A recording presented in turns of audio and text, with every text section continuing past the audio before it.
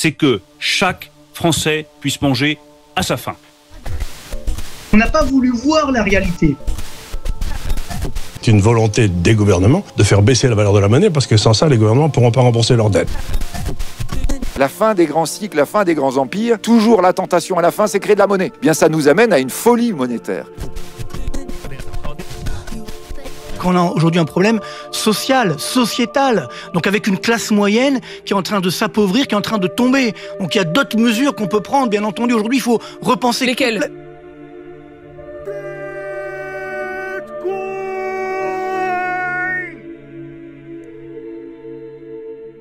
Centième épisode du podcast. Bah ça se fête, pas vrai ?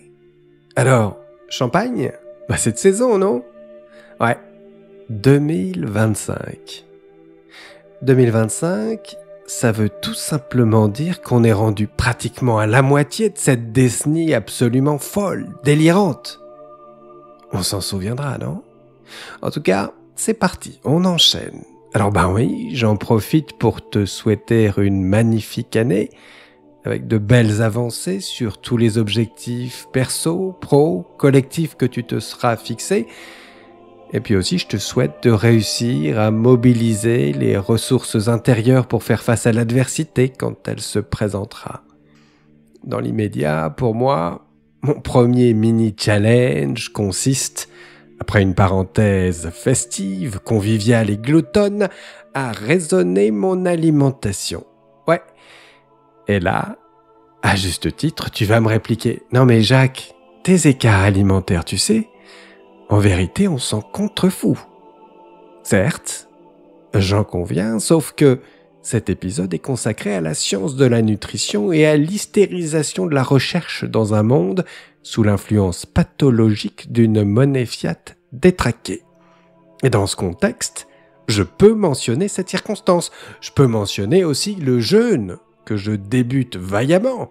Ouais, vaillamment en ce jour, et par lequel je pars à la reconquête de ma svelte et athlétique silhouette de toujours.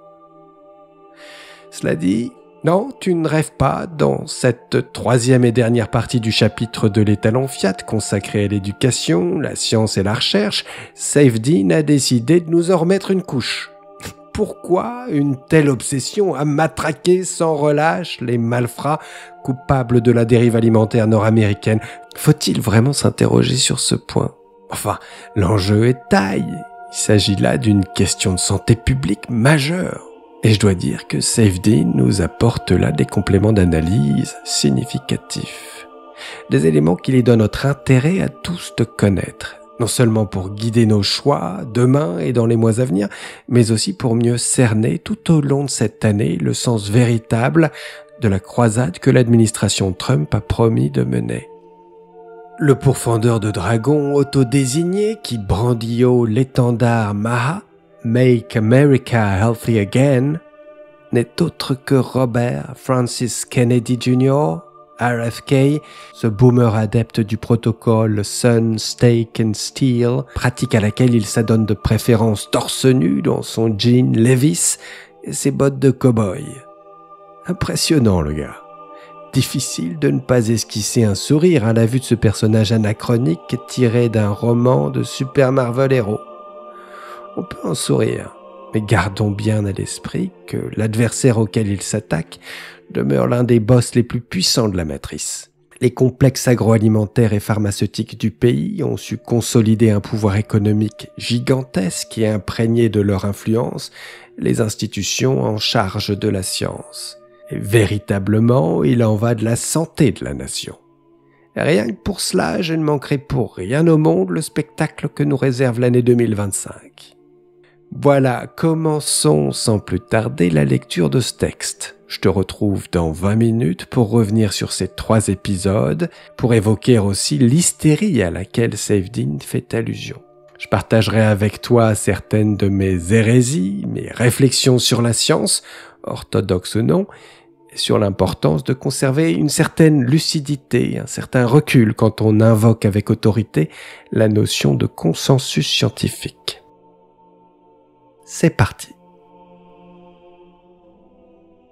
Science de la nutrition Fiat.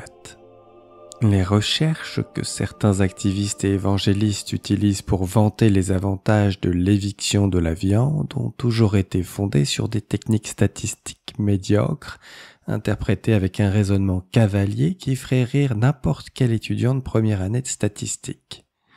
Le principal problème de ces études est qu'il s'agit d'études d'observation, qu'elle a toujours de nombreux facteurs de confusion à prendre en compte.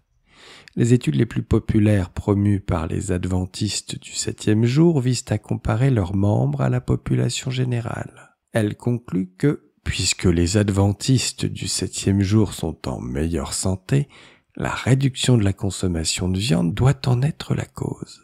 Elles ne tiennent pas compte du fait qu'ils évitent également de fumer et de boire, qu'ils sont plus aisés que la population générale et peuvent donc vivre dans des environnements plus propres et plus sains, et qu'ils ont généralement un sens plus aigu de la communauté, tous ces facteurs étant très favorables à la longévité. Ces études reposent également sur l'autodéclaration de la consommation alimentaire, et il est bien établi que ce n'est pas un moyen précis d'évaluer la consommation réelle. En effet, les gens déclarent généralement ce qu'ils aimeraient avoir mangé et non ce qu'ils ont réellement mangé, en particulier lorsque le groupe religieux auquel vous vous rapportez a une forte stigmatisation de la consommation de viande. Des études d'observation plus générales, telles que les terribles rapports sur lesquels s'appuient les bureaucrates de l'Organisation mondiale de la santé, montrent que les personnes qui mangent plus de viande souffrent de plus de maladies que celles qui en mangent moins et concluent donc que la viande est à blâmer. Au niveau de la population, la consommation de viande est très fortement corrélée à la consommation de tous les autres types d'aliments. En d'autres termes, les personnes qui mangent beaucoup de viande consomment également beaucoup de sucre, de céréales, de farine et de toutes sortes de produits industriels. Une étude statistique d'observation correcte tenterait de contrôler ces facteurs, mais les études anti-viande ne le font jamais, car elles cherchent à valider leur vision dogmatique plutôt que de s'appuyer sur une méthode scientifique cohérente. Pourtant, même une étude d'observation qui contrôle de nombreux facteurs ne pourrait être considérée comme définitive et incontestable. Le John Maynard Keynes de la science de la nutrition est Ancel Keys. Un homme habile politiquement, mais intellectuellement vide. Un homme qui savait comment faire de la politique pour servir des intérêts spéciaux qui ont popularisé et imposé sa recherche à la limite du criminel comme évangile dans les universités du monde entier. La science de la nutrition est une zone protégée par l'État, chargée de répandre sa propagande. En conséquence, des industries spécialisées se sont accaparées cet outil afin de promouvoir leurs produits sans opposition, puisque tout discours contraire est réduit au silence ou marginalisé en raison de leur manque d'accès à la planche à billets du gouvernement. Le livre récent de Nina Teicholz, The Big Fat Surprise, permet de se rendre compte de l'ampleur de la corruption dans la science moderne qui a incité tant de personnes dans le monde à se gaver d'aliments toxiques. Les travaux d'Ancel Keys et de plusieurs générations de scientifiques de Harvard ont été le cheval de Troie avec lequel les entreprises agroalimentaires ont réussi à injecter leur bouillie de produits industriels toxiques dans le corps de milliards de personnes à travers le monde, ce qui a eu des conséquences désastreuses. S'ensuit la propagation du diabète, de l'obésité, du cancer, des maladies cardiaques et de bien d'autres maladies mortelles que la plupart des gens acceptent comme courantes, sans se rendre compte qu'elles ne sont que la conséquence d'une vie passée à consommer de la nourriture fiat. L'une des prises de conscience les plus choquantes et les plus inconfortables que l'on peut avoir dans sa vie est de se rendre compte que Keys et les scientifiques qui ont colporté ces recherches ridicules ont probablement été responsables de plus de morts non naturelles dans le monde que quiconque, sûrement même plus que tous les régimes communistes réunis. Les recherches ridicules de Keys étaient basées sur des voyages qu'il a effectués en Europe après la Seconde Guerre mondiale. Il a recueilli des données peu fiables sur la consommation de viande dans 7 pays, puis les a comparées au taux de maladie cardiaque. Après avoir inexplicablement éliminé la France des données, Keys a trouvé une corrélation entre les maladies cardiaques et la consommation de viande, ce qu'il a interprété comme une preuve directe de cause à effet. C'est ainsi qu'est née la célèbre étude des 7 pays, popularisée par les médias et dans le système éducatif comme étant une vérité indiscutable sur le sujet de la nutrition. Comme par hasard, Keyes avait également ignoré les données de 15 pays qui auraient fait apparaître des résultats différents dans son étude. Le fait que la France ait un faible taux de maladie cardiaque malgré sa consommation de grandes quantités de viande est toujours considéré comme un paradoxe par les nutritionnistes modernes, alors qu'il n'y a rien de paradoxal là-dedans, sauf si l'on accepte les conclusions non fondées de Keyes.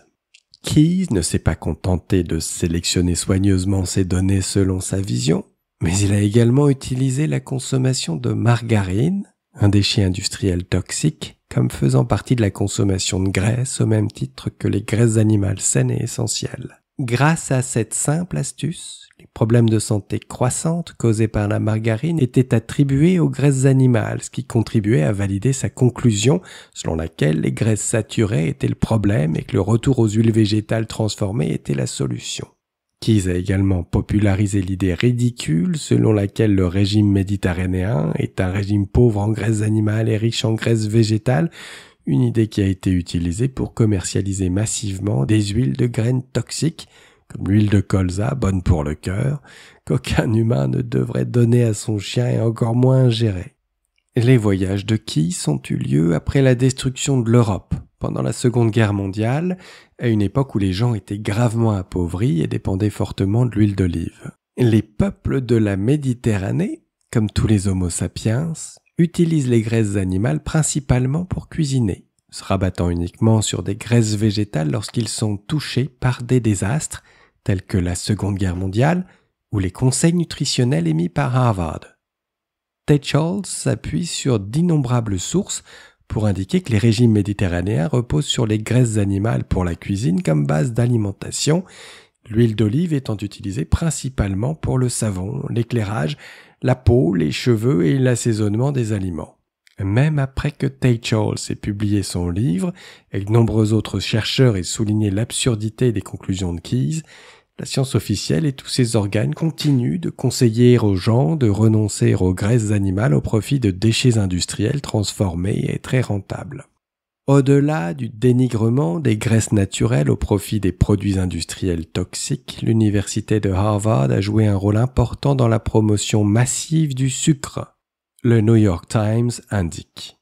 Les documents montrent qu'en 1964, John Hickson, un haut dirigeant de l'industrie sucrière, a discuté avec d'autres membres de l'industrie d'un plan visant à faire évoluer l'opinion publique grâce à nos programmes de recherche, d'information et de législation. À l'époque, des études avaient commencé à mettre en évidence un lien entre les régimes alimentaires riches en sucre et les taux élevés de maladies cardiaques dans le pays.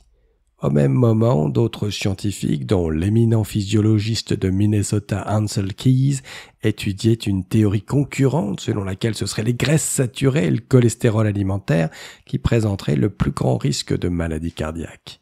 Mr. Hickson a proposé de contrer les résultats alarmants sur le sucre par des recherches financées par l'industrie. Nous pourrons alors publier les données et réfuter nos détracteurs, a-t-il écrit. En 1965, Hickson a demandé aux chercheurs de Harvard d'écrire une revue qui démystifierait les conclusions des études anti-sucre. Il leur a versé un total de $6 500, soit l'équivalent de $49 000 aujourd'hui. Hickson a sélectionné les articles qu'il devait examiner et a clairement indiqué qu'il voulait que les résultats soient en faveur du sucre. Le Dr. Eckstedt de Harvard a rassuré les dirigeants industriels. « Nous sommes tout à fait conscients de votre intérêt particulier, » a-t-il écrit, « et nous couvrirons cette affaire du mieux que nous pourrons. » Pendant qu'ils travaillaient sur leur étude, les chercheurs de Harvard ont partagé et discuté des premières versions avec Hickson, qui a répondu qu'il était satisfait de ce qu'ils écrivaient. Les scientifiques de Harvard avaient rejeté les données sur le sucre comme étant faibles et avaient accordé beaucoup plus de crédit aux données impliquant les graisses saturées. « Laissez-moi vous assurer que c'est tout à fait ce que nous avions à l'esprit et nous sommes impatients de le voir apparaître sur papier », a écrit Hickson. Le rôle de Harvard dans ce crime contre l'humanité ne peut être considéré comme le simple fait d'une institution privée corrompue. Harvard, comme la plupart des universités américaines, est grandement financée par des subventions gouvernementales pour la recherche. Elle maintient son prestige et son importance grâce à la très grande influence qu'elle exerce sur les politiques publiques. Le fondateur de l'école de nutrition de Harvard, Frederick Steer, était pratiquement une publicité vivante pour les pires horreurs concoctées par les producteurs industriels américains. Un article de 1978 sur son école est absolument époustouflant par le niveau d'impudeur avec lequel il s'est enrichi en utilisant son nom, celui de son université et ses relations avec le gouvernement pour faire avaler aux gens des saletés industrielles. Wikipédia résume certains des faits les plus choquants concernant cet homme.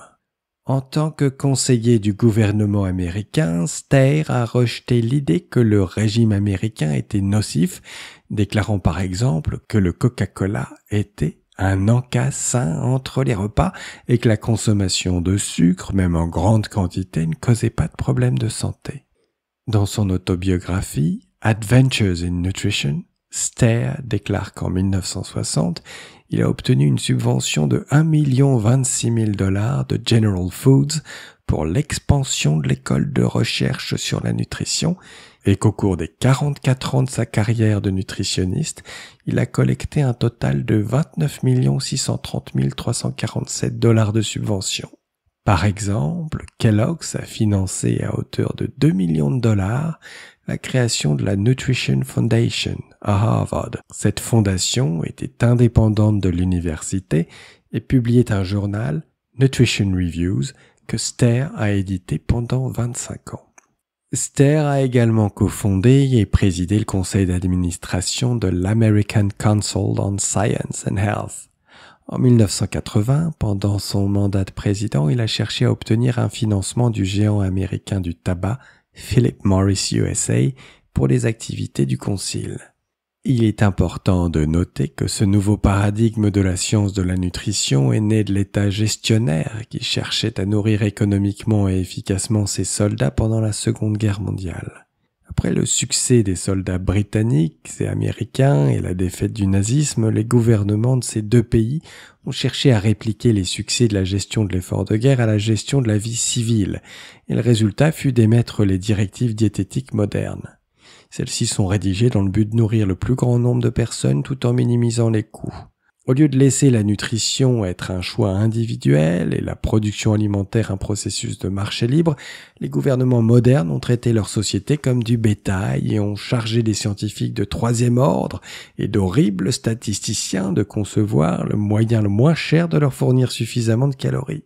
Les instincts naturels des humains ont été supplantés par des charlatans employés par le gouvernement qui ont fait des profits en leur disant quelle quantité de chaque type d'aliment ils devaient ingérer et dont la principale directive, comme pendant les années de guerre, était l'économie. Par conséquent, les plus grands bénéficiaires des conseils nutritionnels du gouvernement étaient les producteurs des sources de calories et de protéines les moins chères, les céréales et les légumineuses. En revanche, ces érudits de la nutrition ont omis de remarquer ou de mentionner que les céréales sont essentiellement dépourvues de nutriments, tandis que les légumineuses contiennent des nutriments inférieurs à ceux contenus dans la viande animale. Un système monétaire construit sur une pyramide de créances douteuses nous a donné un système alimentaire construit sur une pyramide de céréales et de glucides douteux. L'une des erreurs scientifiques les plus catastrophiques de tous les temps, détaillée dans les travaux de Nina Teicholz et Gary Taubes, est d'avoir érigé les glucides comme base fondamentale de la nutrition, tandis que la viande et les graisses animales, les aliments les plus nutritifs et qualitatifs, furent considérés à tort comme responsables de nombreuses maladies modernes. La médecine moderne s'est appuyée sur la parole de politiciens véreux, se faisant passer pour des scientifiques, comme Ancel Keys et Frederick Steer, et a répandu ce discours dans le monde entier. Il est étonnant de constater qu'aujourd'hui encore, même les personnes les moins soucieuses de leur santé s'inquiètent de leur consommation de graisses animales, alors qu'elles ne trouvent rien à redire à leur consommation saine de grandes quantités de céréales, de sucre, de produits transformés et de boissons gazeuses. Suite à ces recommandations catastrophiques, les populations du monde entier ont massivement augmenté leur consommation de céréales bon marché et pauvres en nutriments, ainsi que de toutes sortes de produits industriels toxiques, tout en réduisant considérablement leur consommation de viande et de graisses animales. Les céréales sont peut-être plus abondantes dans notre monde moderne, mais elles ne sont pas plus nutritives, et leur consommation ne répond pas aux besoins nutritionnels humains. Au contraire, le régime alimentaire recommandé par le gouvernement provoque des fringales récurrentes, ce qui incite les gens à manger de plus en plus. L'obésité du monde moderne trouve son origine dans un manque de consommation de nutriments essentiels au profit d'une surconsommation de produits transformés, hautement addictifs et non nutritifs. En effet, la nourriture réellement nutritive, à savoir la viande grasse, est considérée comme dangereuse par les dictateurs modernes de la nutrition. On aurait tendance à croire que certaines personnes aujourd'hui sont obèses car elles sont riches et disposent de nourriture en abondance. En réalité, c'est tout à fait l'inverse. Ces personnes sont totalement privées de nutriments essentiels et ont constamment faim, puisque les céréales et le sucre qui constituent la grande majorité de l'alimentation moderne n'apportent pratiquement aucune nutrition. Le rôle du gouvernement en tant qu'État-nounou chargé de dicter le régime alimentaire de l'ensemble de la population est une conséquence naturelle du totalitarisme qu'engendre la monnaie fiat. Lorsque le gouvernement a la capacité de générer tout l'argent dont il a besoin pour satisfaire les fins qu'il juge nécessaires, de plus en plus de secteurs sont considérés comme relevant d'une prérogative de l'État. Ce qui a commencé à travers des visions, comme une tentative religieuse bien intentionnée de sauver les gens des dommages de la consommation de viande, s'est transformé en une bureaucratie gouvernementale capturés par de grands intérêts agro-industriels afin de vendre des aliments qui peuvent être facilement industrialisés et fournir les marges les plus élevées. Hystérie fiat. Les incitations biaisées de la science ne se limitent pas à des publications intempestives de documents inutiles et probablement faux. La quête de la publication est renforcée par la recherche d'un sujet qui attire beaucoup d'attention. Et un très bon moyen d'attirer l'attention est de se concentrer sur des sujets qui suscitent la peur. Les universitaires sont fortement incités à accorder une importance excessive aux risques et aux catastrophes potentielles dans leurs travaux, car cela augmente considérablement leurs chances de publication. Plus important encore, les résultats préoccupants et troublants sont beaucoup plus susceptibles d'attirer des financements supplémentaires à l'avenir. Dans le cadre de la science fiat, un chercheur est très fortement incité à mettre en garde contre un désastre imminent. Si son avertissement s'avère infondé, il ne subit aucune conséquence de son erreur. À l'instar des planificateurs centraux qui commandent des projets gouvernementaux et disposent de budgets conséquents, le chercheur qui met en garde contre une catastrophe imminente depuis son bureau ne sera pas celui qui devra payer la facture des nombreuses précautions qu'il demande au gouvernement d'imposer aux citoyens. Il n'y a pas de retour du marché qui punirait un universitaire pour avoir induit les gens en erreur en alertant sur une possible crise et sur ses dangers hypothétiques. Il en va de même pour les conseils de recherche gouvernementaux qui n'ont absolument aucun intérêt à se remettre en cause, à faire leur introspection ou à se punir pour avoir financé des recherches alarmistes et infondées. Avec des incitations qui favorisent la panique et peu de risques en cas d'erreur, il n'est pas étonnant que de nombreux chercheurs modernes, plutôt que d'être des savants, ressemblent plus à des prophètes de malheur qui courent partout en criant que le ciel va nous tomber sur la tête. Il n'est pas nécessaire de rentrer dans des théories conspirationnistes pour comprendre pourquoi tant de scientifiques sont constamment terrifiés par le monde naturel. Le fait est que, sans test de marché et avec des financements illimités dédiés au sujet de recherche dans l'intérêt public, il y aura naturellement plus de fonds disponibles pour les conclusions effrayantes et les scientifiques les plus paniqués sont susceptibles de prospérer plutôt que leurs collègues plus raisonnablement modérés. En séparant les chercheurs des conséquences de leurs recherches et de leurs actions, la science fiat sélectionne et amplifie naturellement les conclusions hystériques. Voilà qui conclut ce chapitre de l'étalon fiat, le récit des travaux d'Ansel Keys, l'implication d'Harvard, cheval de Troie de l'industrie agroalimentaire qui oriente frauduleusement les politiques publiques en sa faveur. Tout cela est édifiant. Diabolisation des graisses animales orchestrée pour promouvoir sucre, céréales et aliments raffinés, la corruption scientifique semble désormais bien documentée. Alors, on va pas s'étendre outre mesure sur les questions de nutrition, que l'on a déjà abordées au cours des épisodes 25 à 30, Je rappellerai juste qu'à titre personnel, j'ai radicalement revu mon alimentation après la lecture de l'étalon Fiat. J'ai adopté le régime cétogène, basta les sucres, lents et rapides, priorité aux graisses et protéines animales. Ça fait près de 3 ans, donc j'ai un peu de recul et ça me convient à merveille. Mais je connais des bitcoiners végétariens qui pestent d'entendre la sempiternelle ritournelle carnivore des potes maximalistes. C'est vrai que les véganes et végétariens ne manquent pas d'athlètes de haut niveau qui démontrent qu'il est possible, semble-t-il, de trouver un bel équilibre de cette manière. J'imagine que ça implique une surveillance assidue des apports en acides aminés et des compléments alimentaires réguliers. Mais que sais-je ?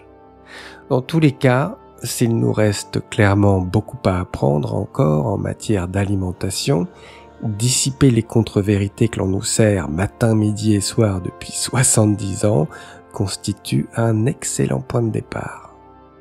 Ce qui importe, c'est de se sentir libre d'explorer des solutions alternatives, ne pas s'auto-censurer, oser s'aventurer en territoire inconnu. Parfois on a de bonnes surprises, tout bitcoiner en est convaincu. Ça vaut pour la nourriture, pour la santé et de manière générale pour tous ces domaines où les enjeux économiques sont tellement gigantesques que des acteurs immensément puissants sont prêts à tout pour capturer la réglementation, influencer les politiques en leur faveur, quitte à pervertir la science. Donc primo, rester curieux, expérimenter, faire appel à son bon sens, à notre mémoire collective ou ce qu'il en reste. À ce propos, les trucs qui ont traversé les siècles ne peuvent pas être balayés d'un revers de la main juste parce qu'ils ne sont pas scientifiques. C'est bon de rester ouvert aux coutumes, heuristiques et autres pratiques traditionnelles que la science exclut de son champ, soit parce que leur mode d'action lui échappe, soit parce qu'elle a été persuadée de s'en tenir à l'écart. Je reviendrai là-dessus.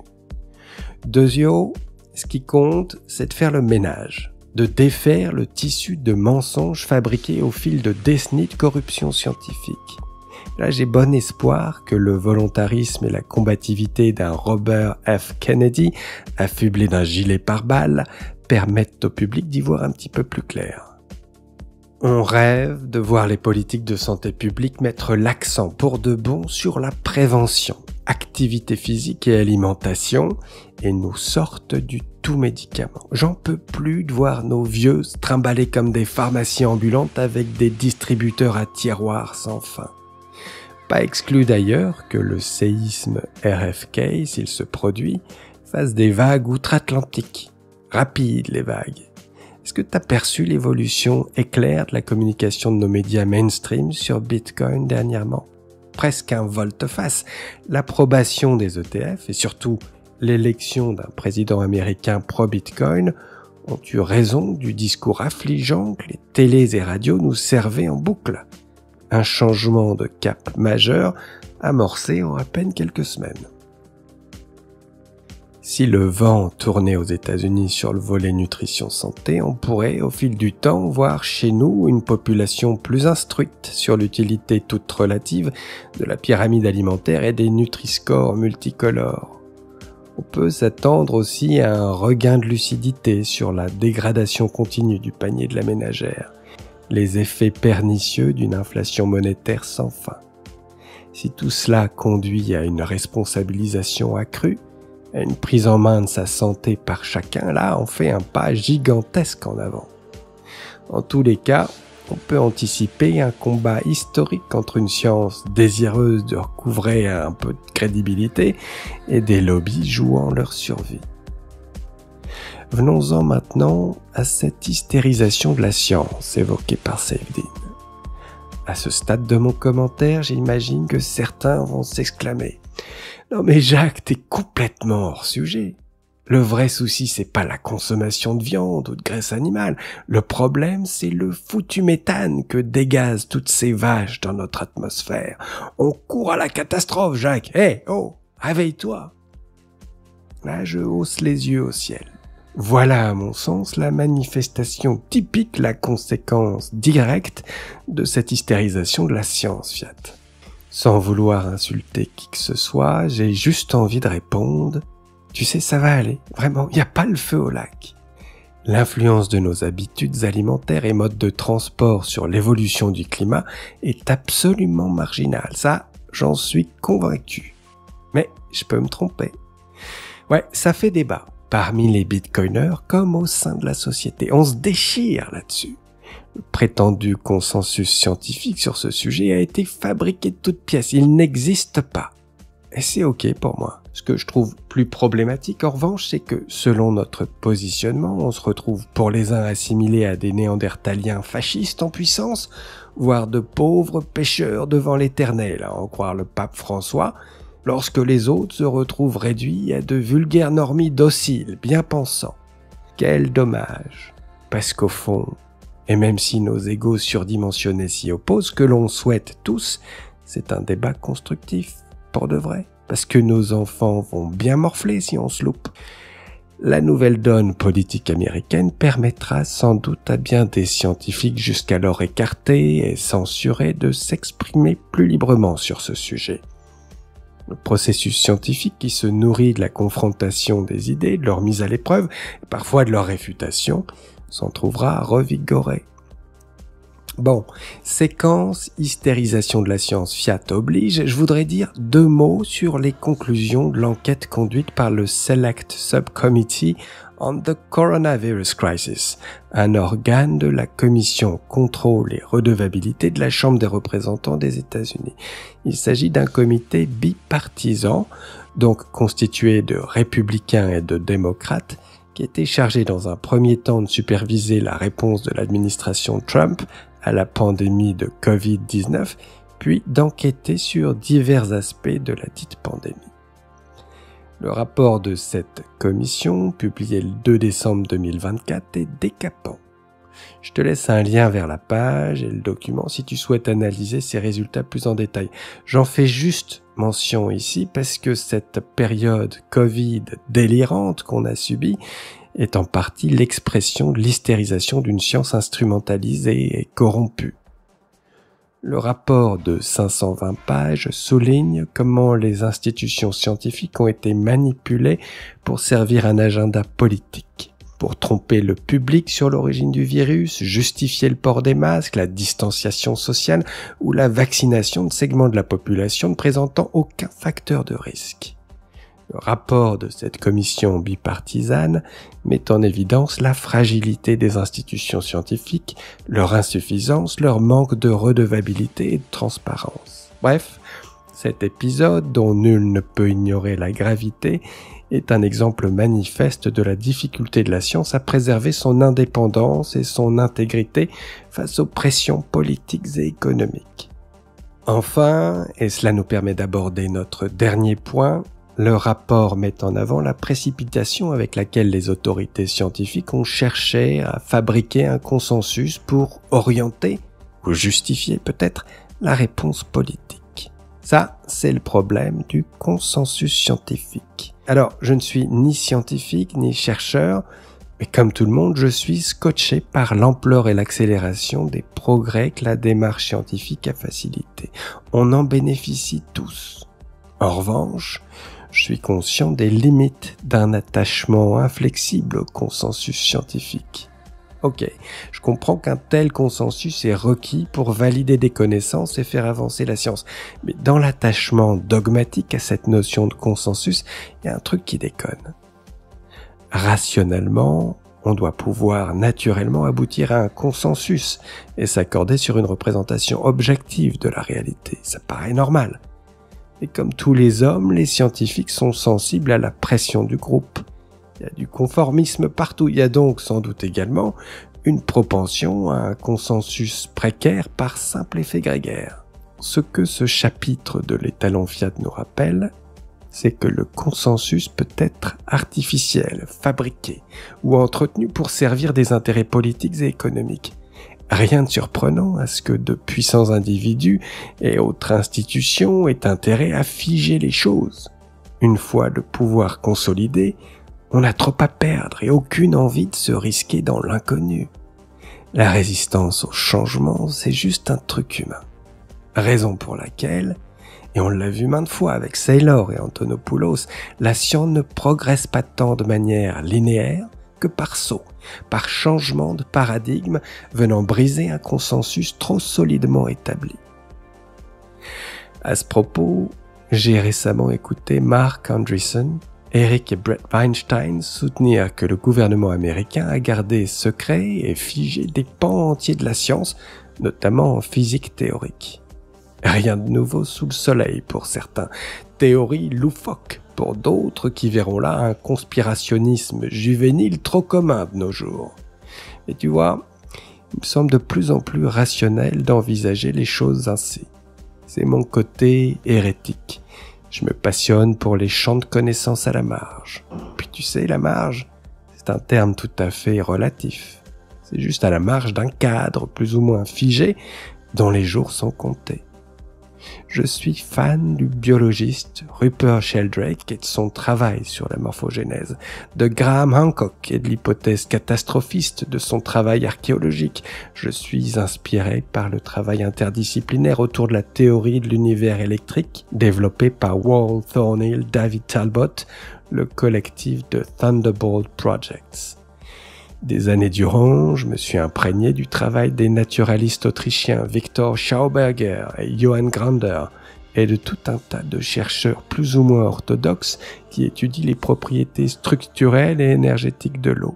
Alors c'est réjouissant pour moi de trouver parmi les bitcoiners des gens comme Daniel Prince et François Mullet que tu as pu découvrir récemment qui partagent cet intérêt. J'ai fréquenté des géobiologues, des sourciers, des astrologues, des gourous, des kinésiologues et des guérisseurs en tout genre. Des charlatans plus ou moins fous et des gens impressionnants de culture, de rationalité, de cette capacité à intégrer un cadre plus large, d'une forme de sagesse et de génie qui leur permet d'aller puiser plus loin, au-delà, pas en deçà du rationnel. Je reste un gars relativement normie en apparence, assez conservateur, classique dans ma vie, mais ma petite existence m'a permis d'avoir un aperçu infime de la quantité monstrueuse de faits que la science a décidé d'ignorer, laissant ces prétendus phénomènes anecdotiques à la marge, en dehors de son champ d'exploration et d'analyse. Au fil des décennies, bien des trucs d'hérétiques dont je n'osais à peine parler ont fini par être intégrés, ici à l'hôpital, là dans une industrie ou par un département RH. Alors pour conclure ce 100e épisode du podcast, je voudrais te dire la chose suivante. Ce que je trouve d'infiniment précieux chez les bitcoiners, c'est cette expérience partagée, in vivo, in situ, du fait que rien n'arrête une idée dont l'heure est venue. Et chaque jour qui passe ancre cette expérience plus profondément dans notre psyché. Avec la cryptographie, on livre un combat pour la propriété privée, la liberté d'échanger de la valeur, des idées, avec n'importe qui, n'importe où, n'importe quand. C'est la liberté d'investir dans le projet que l'on juge prometteur, de soutenir cet inventeur, cette idée géniale à laquelle on croit. Alors si Bitcoin ne devait pas réduire le fiat à néant, au minimum, j'imagine qu'il l'affaiblira suffisamment pour permettre une renaissance de l'offre éducative, de la recherche et de la science. Bitcoin will help make education, research and science great again. Et tous, on y participera. Voilà, écoute, ça me fait vraiment plaisir de te retrouver dans cette nouvelle année. Pas mal de choses prévues pour BTC Touchpoint, je te tiendrai au courant. Je vais publier tout prochainement une nouvelle version du scénario optimiste pour Bitcoin de Vijay Boyapati, les 4 premiers épisodes de ce podcast que de nouveaux arrivants vont découvrir en 2025. Je voulais leur proposer une lecture plus qualitative de la toute dernière édition de cet essai qui demeure, de mon point de vue, un excellent point de départ pour étudier Bitcoin. Donc n'hésite pas à faire connaître mon travail autour de toi. Dans les semaines et mois à venir, le bitcoiner chevronné que tu es sera sans nul doute sollicité par des néophytes en quête d'orientation. Merci à toi. Voilà, écoute, bon vent à toi pour cette année. Et puis là, je te souhaite une bonne journée ou une excellente soirée. Allez, ciao!